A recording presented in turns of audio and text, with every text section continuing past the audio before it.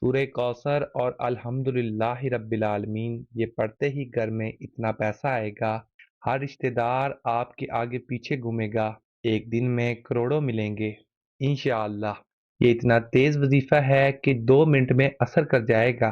ناظرین، جس بندے کے کئی سالوں سے جیب خالی ہے، جو بندہ کئی سالوں سے غربت تنگ دستی کا شکار ہے، جس کے گھر میں کئی سالوں سے رزق اور دولت کی تنگ دستی ہے، جہاں رحمتوں برکتوں کی بہاریں آج تک نہیں آئی، وہ دنیا جہاں کے تمام کام چھوڑ کر دولت کا وظیفہ کسی صورت مت چھوڑیں۔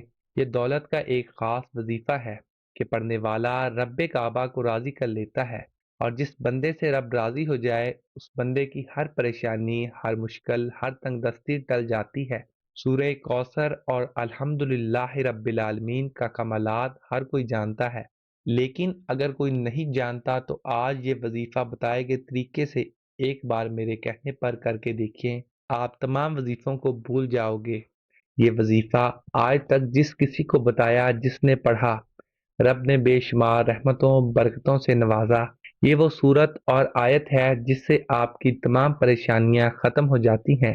ایک صاحب حضرت علی مولا علی شیر خدا مشکل کشا کی بارگاہ میں حاضر ہوا اور فرمایا کہ میں تنگ دست ہوں، گھر کے حالات خراب ہیں۔ مولا علی نے فرمایا جاؤ استغفار کرو۔ ایک دوسرا شخص آیا، کہا میں بے اولاد ہوں، پریشان ہوں، نرینہ اولاد دے دیجئے۔ مولا علی نے فرمایا جاؤ استغفار کرو۔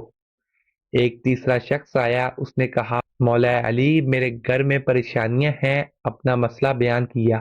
مولا علی نے فرمایا جاؤ استغفار کرو۔ وہ تینوں شخص چلے گئے۔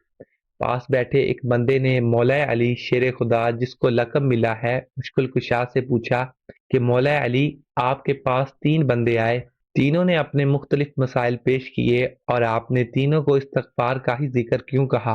تو مولا علی نے فرمایا کہ آج ہماری تباہی و بربادی کی سب سے بڑی وجہ ہمارے گناہ ہیں۔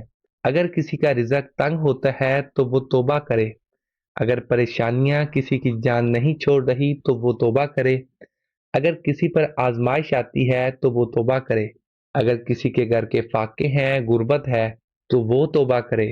توبہ کا ذکر استغفار رب کو راضی کر لیتا ہے، رب کو منا لیتا ہے، اور جس بندے سے رب راضی ہو جاتا ہے پھر اسے مانگنا نہیں پڑتا، اسے غیبی خزانوں سے دے دیا جاتا ہے۔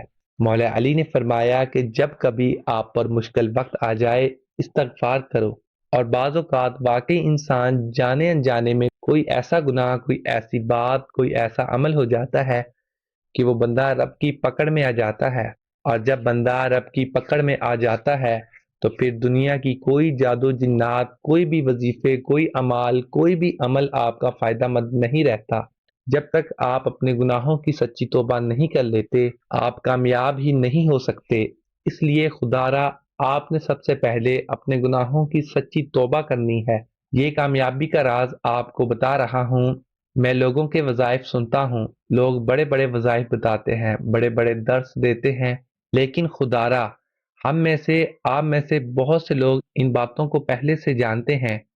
مقصد کیا ہے کہ کوئی ایسا عمل بتا دیا جائے جو ہمیں واقعی کامیاب کر دے۔ تو استغفار ایک ایسا عمل ہے جو ہمیں گناہوں سے چھٹکارا دلا سکتا ہے۔ ناظرین، ہمارے گناہ ہی ہیں جس کی وجہ سے ہماری تباہی و بربادی بڑھتی جا رہی ہے اور ختم ہونے کا نام نہیں لے رہی۔ آپ اس تباہی و بربادی سے بچنا چاہتے ہیں تو استغفار کی کثرت کریں۔ استغفار کے لغوی معنی مغفرت طلب کرنا ہے، اور مغفرت گناہ کی شرط سے بچنے کو کہتے ہیں۔ رسول اکرم صلی اللہ علیہ وآلہ وسلم کا فرمان ہے کہ رب کائنات رات کی آخری تہائی حصہ میں ہر رات دنیا سے قریب والے آسمان پر نازل ہوتا ہے اور کہتا ہے کون ہے جو مجھے پکارے اور دعا و استغفار کرے، میں اس کی دعا کو قبول کروں، اور کون ہے جو مجھ سے سوال کرے میں اسے عطا کروں، کون ہے جو مجھ سے مغفرت طلب کرے اور میں اسے بخش دوں۔ محترم ناظرین، آج کا خاص وظیفہ لازمی کیجیے گا۔ آپ بے روزگار ہیں، آپ بے اولاد ہیں، آپ قرض دار ہیں، آپ کا کاروبار نہیں چل رہا، آپ کے گھر میں مسائل ہیں، آپ کی جتنی بھی پریشانیاں، جتنے مسائل، جتنی رکاوٹیں، جتنی بندشیں ہیں، یہ سب ختم ہو جائیں گی اگر آپ سورہ کوثر اور الحمدللہ رب العالمین کا وظیفہ کریں گے، کیونکہ یہ ایک ایسی آیت ہے جو اللہ تعالیٰ کی پاکی بیان کرتی ہے اور اللہ تعالیٰ کا شکر ادا کرتی ہے، ہمیں توفیق عطا کرتی ہے جب ہم اللہ تعالیٰ کا شکر ادا کریں تو وہ ہمیں غیب سے اتنا خزانہ عطا کرے کہ آپ خود حیران رہ جائیں گے۔ آپ کو سمجھ بھی نہیں آئے گی یہ دولت اور خزانے کہاں کہاں سے آ رہے ہیں۔ وقت کی نزاکت کو مد نظر رکھتے ہوئے آئیے آج کے وظیفے کی طرف چلتے ہیں۔ آپ چاہیں تو نماز فجر کے بعد پڑھ لیں۔ باوضو مصلی پر بیٹھ کر آپ نے سب سے پہلے ایک بار اعوذ باللہ من الشیطان الرجیم پڑھنا ہے، ایک بار بسم اللہ الرحمن الرحیم پڑھ کر وظیفے کا آغاز کرنا ہے۔ نبی کریم صلی اللہ علیہ وآلہ وسلم کی ذات اقدس پر 3 مرتبہ درود پاک پڑھنا ہے۔ درود پاک آپ صلی اللہ علیہ وآلہ وسلم پڑھ لیں یا صلی اللہ علی محمد پڑھ لیں یا نماز والا درود ابراہیمی پڑھ لیں، تو اس سے بڑھ کر اور کچھ بھی نہیں۔ آپ نے درود پاک پڑھتے ہی سب سے پہلے عاجزی کے ساتھ اپنے مقصد کی نیت کرنی ہے۔ مقصد جتنا بڑا ہو، یہ نہ دیکھنا کہ یہ ناممکن ہے، دیکھو کہ مانگ کس ذات سے رہے ہو جو عرش الہی کا رب ہے، خزانوں کا مالک ہے۔ آپ اس رب سے مانگ رہے ہو جس کے قبضہ قدرت میں دونوں جہاں کی بادشاہت ہے، اور وہی آپ کو عطا کرے گا۔ بے شک وہ ہر چیز پہ قادر ہے اور وہ بہت غفور الرحیم اور بے نیاز ہے۔ آپ انشاءاللہ جو مانگیں گے آپ کو مل جائے گا۔ اپنے مقصد کی نیت کیجئے، اگر گاڑی، دولت، شہرت جو بھی چاہیے وہ مانگ لیں۔ آپ کو اپنے مقصد کی نیت کرنے کے بعد وہیں بیٹھے آنکھوں کو بند کرنا ہے، پوری توجہ اور دھیان سے وظیفہ پڑھنا شروع کیجئے۔ یہی کامیابی کا راز ہے۔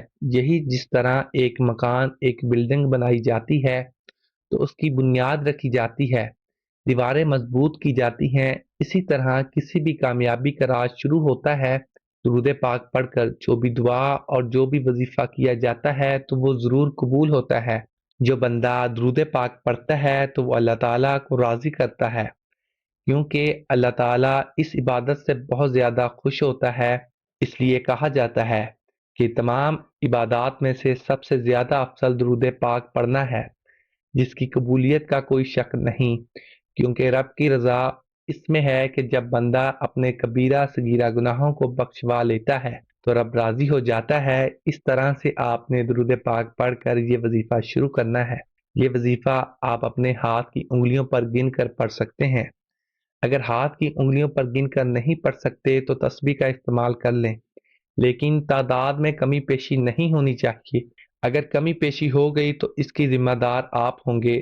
آپ نے ہاتھ کی انگلیوں پر 100 بار الحمدللہ رب العالمین پڑھنا ہے، کمی پیشی نہیں کرنی۔ بعض اوقات بندہ ایک دانہ کم یا زیادہ پڑ جاتا ہے، لیکن آپ نے 100 دانوں کی تسبیح کرنی ہے، 100 بار پڑھنا ہے، اور جب آپ کی زبان سے نکل رہا ہو الحمدللہ رب العالمین، آپ روتے ہوئے، تڑپتے ہوئے، سسکتے ہوئے رب کعبہ سے مانگتے چلے جائیں۔ یقین کیجئے اللہ تعالیٰ آپ کی نسلوں کو آباد کر دے گا۔ جس گناہوں کی پکڑ کی وجہ سے رب نے آپ کا رزق تنگ کیا ہے، آپ کے گھر میں پریشانیاں ہیں، فاقے ہیں، غربت ہے، تنگ دستیاں ہیں، اس صورت کی فضیلت و برکت سے ہر طرح کی پریشانیاں، ہر طرح کے گناہ اور ہر طرح کی بندشیں ٹوٹ جائیں گی اور کامیابی آپ کا مقدر بن جائے گی۔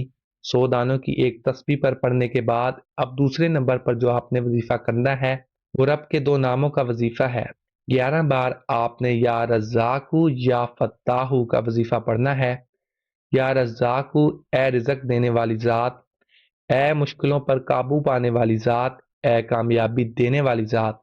یا رزاق یا فتاح کو پکارنے کی دیر ہے، عرش الہی سے فرشتے زمین پر اتریں گے، کامیابیاں چھوڑ جائیں گے۔ یا رزاق یا فتاح کو ملا کر پڑھا تو ایک ہو گیا، یا رزاق یا فتاح کو ملا کر پڑھا تو دوبارہ ہو گیا۔